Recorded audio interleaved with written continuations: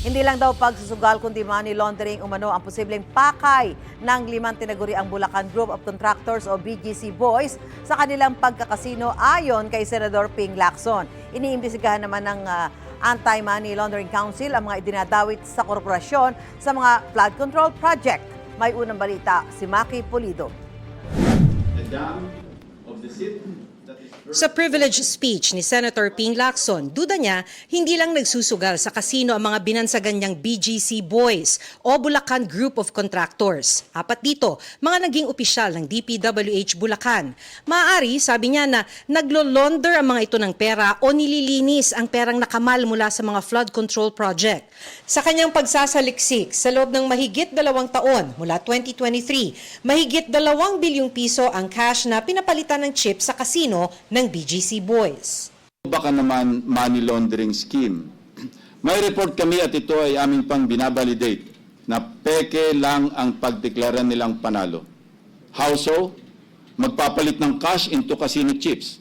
Pero pag natalo ng kaunti, pupunta sa cashier para mag-cash out at ideklarang panalo ang pinagpalitan nilang chips. Ayon sa Anti-Money Laundering Council, isa ito sa mga paraan para linisin ang itinuturing na maruming pera dahil galing sa korupsyon o krimen. Binibili po nila yung chips and then they engage in minimal play. Sometimes walang laro. And then these launderers cashes out yung mga chips po na yon. The funds can be presented as legitimate gambling winnings. Kaya isa raw ang mga kasino sa covered institutions. Ibig sabihin, may mga regulasyong dapat silang sundin tulad ng pag-report sa AMLC kung may transaksyon na 5 million pesos o higit pa. Red flag o dapat na ring i-report sa AMLC kung masyadong malaki ang halagang pinapalitan.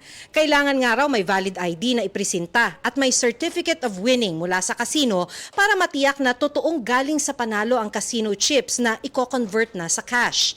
Matapos ang pagbubulgar ni Lacson, sabi ng AMLC, iimbestigahan nila ang mga kasino. May kalaki po yun na penalty under our rules of administrative cases against covered persons. May table of penalties po yun. Depende po sa possible na violation na makikita namin. Iniimbestigahan na rin ng AMLC ang mga personalidad na nadidikit sa mga questionabling flood control project, mga opisyal ng gobyerno, construction companies, pati na mga kaanak nila. Kasama rin po yung mga nabanggit na mga pangalan. Alam naman po natin yung laundering of funds, even corruption can extend even to associates or family members of those involved in corruption.